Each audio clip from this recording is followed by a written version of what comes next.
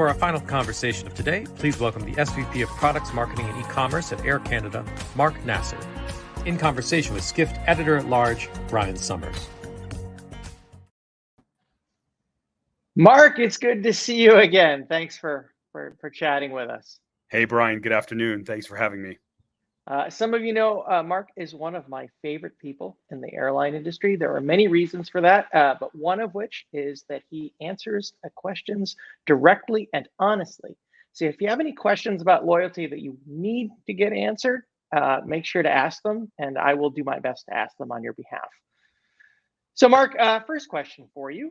I saw in the news in the last day or so that Air Canada is donating about 100 million Aeroplan points to bring Ukrainians to Canada. First off, congratulations. This is pretty exciting news and important.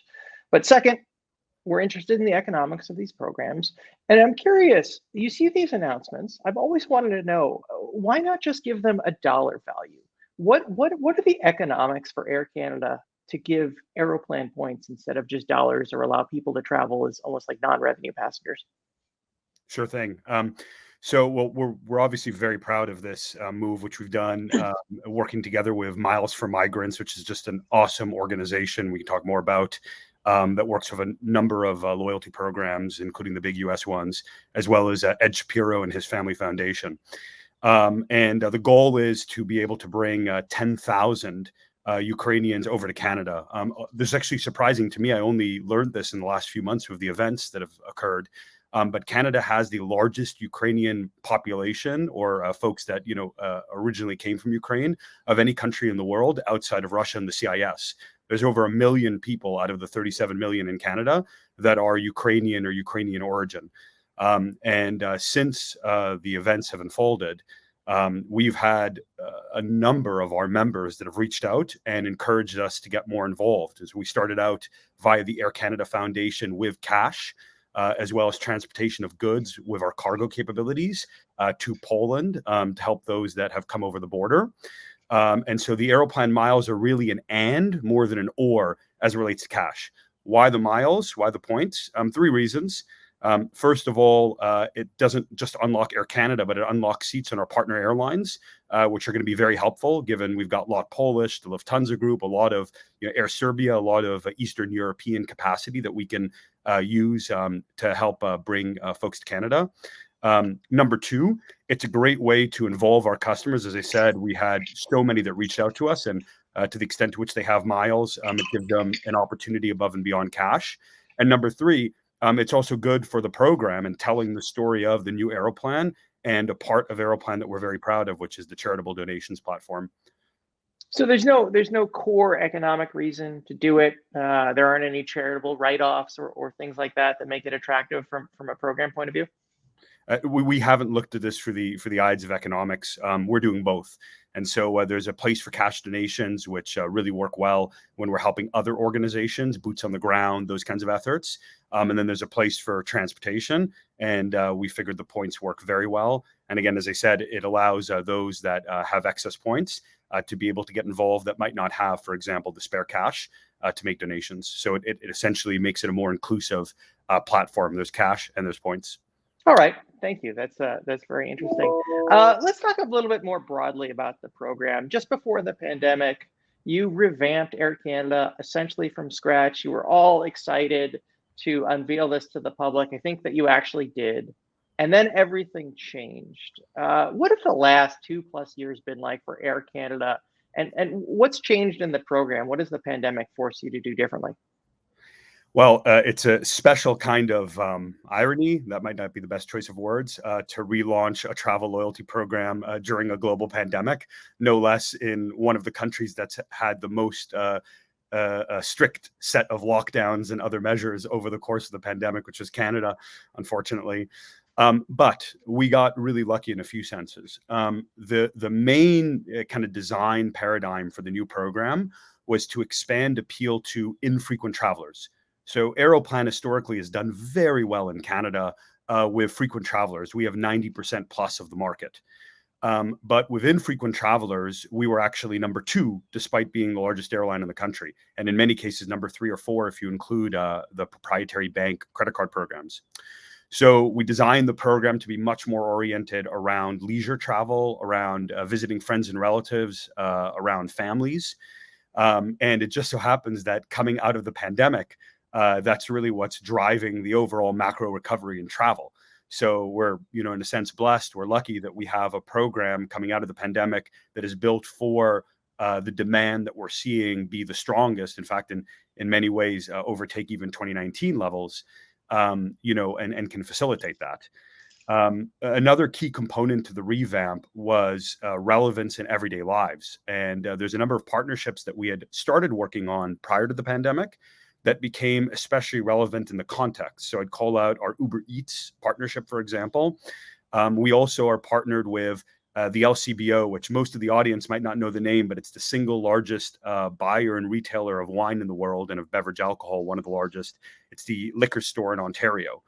And as you can imagine, food delivery, beverage alcohol, these have been growth areas during the pandemic. And so those companies are buying points from Aeroplan and then giving them to their members? Yeah, so we have 3 partnership models at a very high level. One where we are loyalty as a service, and we provide, membership, the points, a marketing platform, data, etc.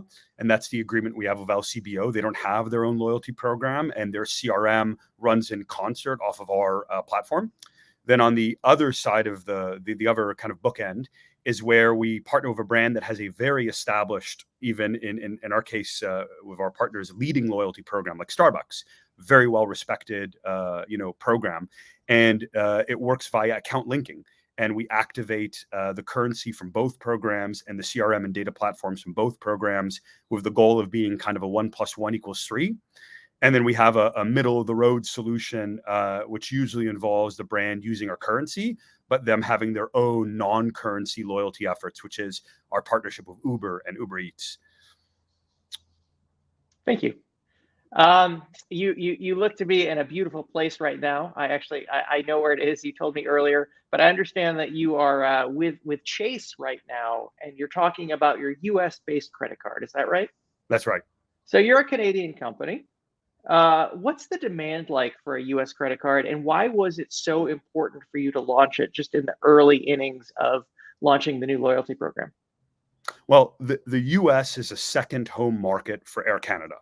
And it's true in many different ways. First of all, the largest international exchange of air passengers between any 2 countries is the US and Canada.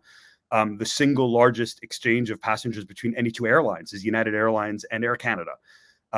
Prior to the pandemic, Air Canada flew to 64 destinations in Canada and 52 destinations in the US. So that gives you an idea of how deep we are. We're the largest foreign airline in America, and we are larger than many U.S. airlines in America. The notion that we have to have a strong presence down here is something we think about a lot. There's also, as I said, Canada's a country of about 37, 38 million people. Over 1 million Canadians have homes in the United States. There's a few million Canadians that live in the United States and that have cross-border lives. The way we look at it is our primary US strategy is very much focused around our partnership with United. And through that in America, we lead with Mileage Plus and the fantastic platform United has.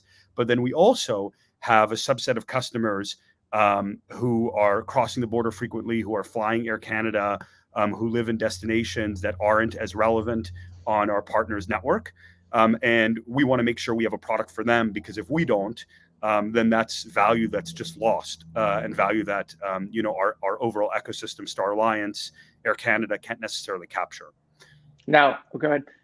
You and I both know there's this world of travel bloggers that are trying to get people to sign up for credit cards, and I think that you have more respect and certainly more patience for some of these bloggers than other people in the industry.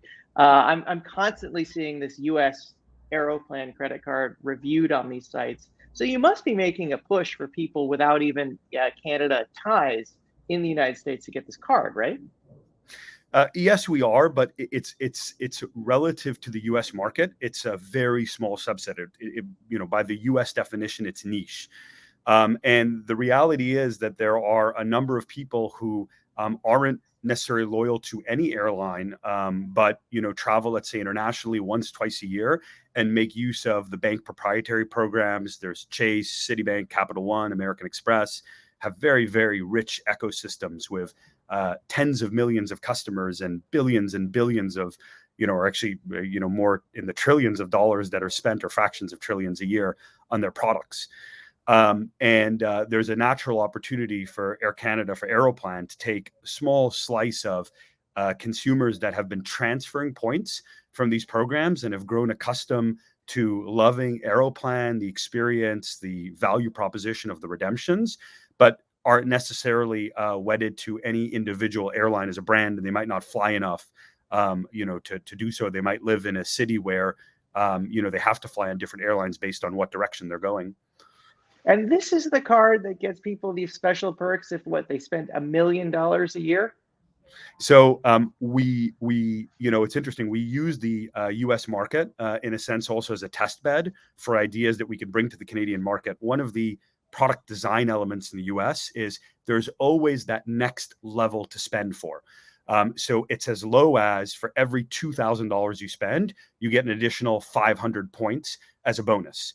So kind of the threshold start at $2,000 and they go all the way up to $1 million.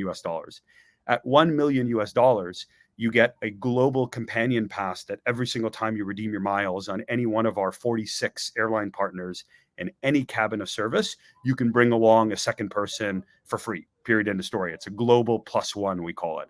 And then in between, we have, ranks at $15,000, at $30,000, at $100,000, et cetera, et cetera.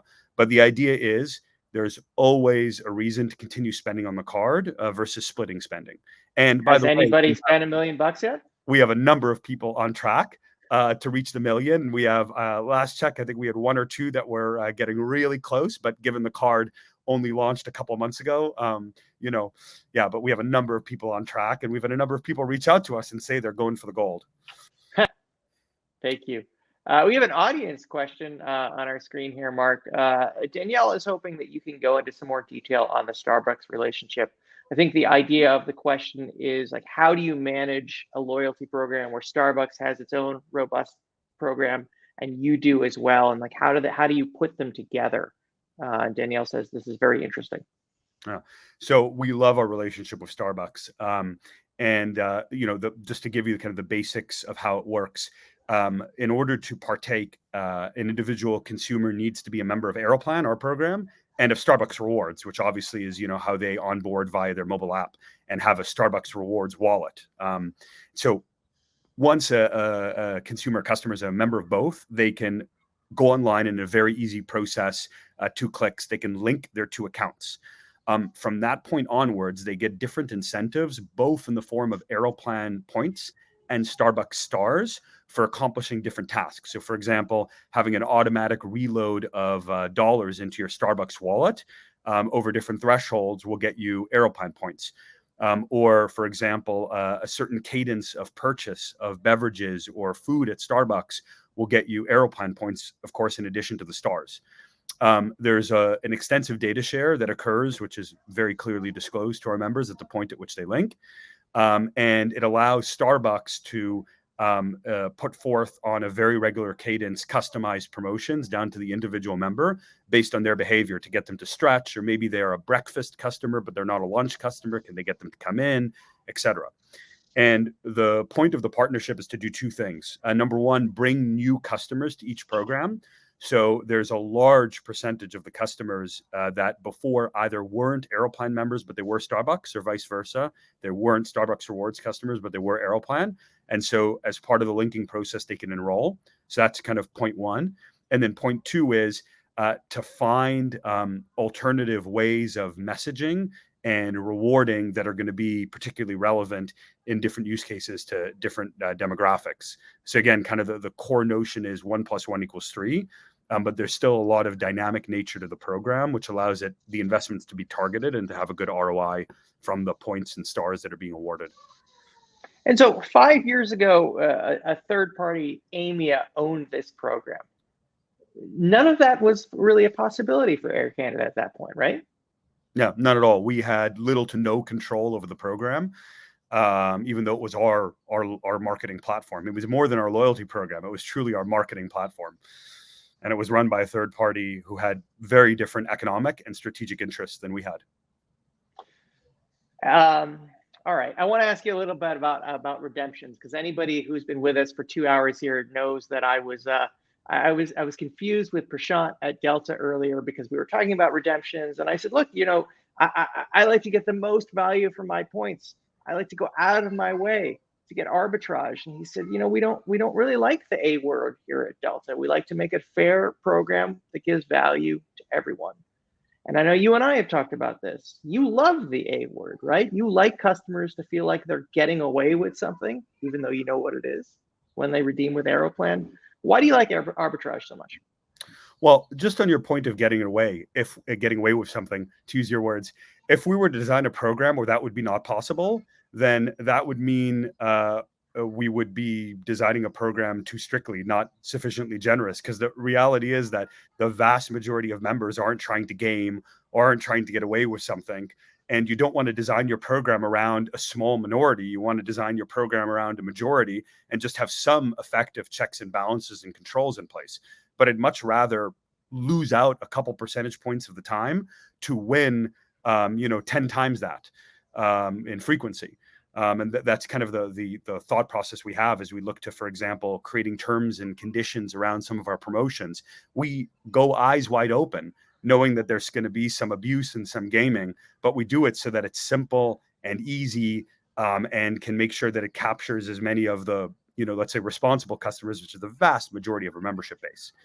And we like the aspiration because I can tell you empirically, customers make different decisions with points than they do with dollars. And people enjoy luxuries, for example, or experiences or destinations, often, not always, but often, that they wouldn't partake if they had to pay in cash, but they will partake because they have to pay in points. And points feel free in a sense. It's a very interesting psychology. People value and treasure and protect their points, and they go out of their way to earn their points. But when it comes to redeeming, it feels like you're getting something for free. And so there's something very special as part of that. One other, point, if we had a fixed value, then we're no better off than a cashback program. And a bank will win 9 times out of 10 against us on a cashback program because cash can be used for anything, not just travel or iPads or hotel rooms like our program can. Number one. And number two, a bank has all the economics in a cashback program. So if, at the same profitability levels, they can just deliver more of it than we can. So I want to fight the battle where we can win commercially, which is on travel and aspiration. I don't want to fight the battle on cash where we can't win. So Air Canada is not going to be one of those programs where I'm earning a penny per point, and that's the end of the deal. No. I am a little disappointed to know that you didn't design the new Aeroplan program for me and Gary left, but what can you do, right? We have an audience question here from Peter Gersel. His question, which he says, predictably, any views on adding a paid loyalty program based on the Aeroplan? So I would argue that airlines were the first with paid loyalty because of the credit card programs, right? So I worked at Continental back in 2007, 2008, when we were the first to introduce the free checked bag benefit on our credit card. And I would count, the $99 in the US, 140 Canadian dollars in Canada, that core credit card that gets you, free check bags or priority, line access or a couple lounge passes or whatever by the individual product. That's very much a paid loyalty tier that comes with clear, strong benefits. It just happens to be attached to a credit card. So, for the time being, we're very comfortable with that as our paid membership play and channeling it through the FIs. We've looked at paid loyalty tiers in the past, but the issue is really reaching a critical mass of scale, knowing that for those who would be interested in it, by definition, they're infrequent because the frequents will have elite status. And for the infrequents, to get them to commit to an annual or a monthly reoccurring fee can be very hard. The airlines that have done it, that I've spoken with, every one of them at least that have been willing to talk to me, will all admit, even if they love the program and they find it interesting, the volumes are very small relative to the size of their core program. All right. Thank you. So paid loyalty is something people in the industry have been talking about for a long time. Another thing in a similar vein is this idea of subscription products. We've seen some airlines that weren't interested in the past launch them during the pandemic. And I always think of Air Canada as having basically the original subscription product, right? Is this still a niche product, or are you more interested in subscriptions now than you were, say, before the pandemic? We have a subscription product named Flight Pass, and it allows for everything from a set number of trips, like 4 trips, to completely unlimited travel. And you buy the geography and you buy the cabins. So you can have like unlimited economy, domestic, or global unlimited signature class, business class. And that product does very well. But again, right, it's for more either for folks that have the cash and just want the savings up front, or for, business customers, corporate customers, things of that nature, which, it's a great product. It does very well, but it is, again, relatively niche. Out of the 50 million people, 51 million people who flew us in 2019, there's going to be a small percentage of those flying on a flight pass. But those that do love it, and it allows us to build a relationship and capture the business. So it's good for us. Great. I think there's one area of loyalty, or at least one area of loyalty that we haven't covered, and that's elite status, right? It's so important to so many people, including me. You made an announcement today that I think your frequent flyers are going to love. This chauffeur service from plane to plane, if you have a connection, that's back. Are you trying to bring the goodies back to passengers so that people with the super elite status feel great about flying Air Canada again? Now, we've tried very hard to bring back the goodies, or actually improve the goodies. And one of the biggest challenges, especially in the last year through the pandemic, was, just a lot of consideration, especially in the Canadian context, about the, health and safety reviews and working with our front of line coworkers, so that everybody feels comfortable with returning service. But we've wanted to return service, from the very beginning of the recovery. I'm very happy to say we're now at the point where our services are fully restored, and in some cases are significantly improved over what they were. I'll give you an example. In our core level lounges, so not even our super high end lounges, we have an a la carte menu of hot food and name brand local items that are available for order at your table for free. And it's much better than, a buffet with a sneeze guard with like, a salad under sneeze guard, which hopefully will never return to anything like that in the future. So our services are restored. In many cases, they're better than they were prior to the pandemic. We found a sustainable economic model. Necessity is the mother of all invention. And so we're happy for that. And this trend of airlines extending elite status for year after year, I mentioned earlier, it's been very good for me personally. You follow the industry very closely, not just at Air Canada. You think it's over, or is there some reason that airlines feel like they have to hold on to these customers? Well, they were really good in 2019, so we just don't want to lose them. Let's err on the side of caution. I think it's regional. If I was running an airline right now in China, I might, have a different viewpoint from running an airline in America about extending elite status, just given the where each country is with pandemics and lockdowns and restrictions and things of that nature. I think, I think the challenge is to not look at it as a binary, either extend or don't extend. I think it's really about recognizing patterns have changed and making sure that you really fully understand as a program the macro patterns and then the individual patterns as much as you can of customers that were elites before and are potential future elites going forward. And then making sure that you're providing options to respect that reality. So we have right now underway work to completely redesign the way that elite status is earned, because we believe that the design constructs of pre-pandemic just aren't as relevant anymore and miss a lot of people on the left and right side of the curves that we'd otherwise want to capture. And so until we get that right, we're going to be, maybe we'll do rollovers, maybe we won't, but at the very minimum, we're going to be aggressive with promotions and other ways of letting people maintain their status. Can you give us any hints about what this new elite status qualification is going to look like? Well, we actually there's one large airline in the U.S. that relaunched their program a few months ago, but they might have borrowed a page from us 2 years ago where we launched a program called Everyday Qualification. And so we have a program when Aeroplan relaunched that pretty much any activity in the program can count towards elite status, but we capped it at a certain tier, so you can't go above, you can't get to the top tier by virtue of using that program. So there's certainly some design elements in there. We also want to make sure that we're recognizing all of the spend on the airline. So we have, for example, a vacations business, a $1 billion vacations business with a tour operator component. And we were doing a great job of recognizing, package vacation spend. We have all these new partners that are part of Aeroplan. And there's ancillary revenues. And very few programs in the world actually really recognize the ancillary revenue components and the profitability and the spend. So I'd say those are the categories we're thinking about as we look to the future. Thank you, Mark. I think our time is up. I have enjoyed this very, very much, as always. Enjoy your trip. Thank you. And thank you very much, everybody. Hope to see you in person next time, Brian.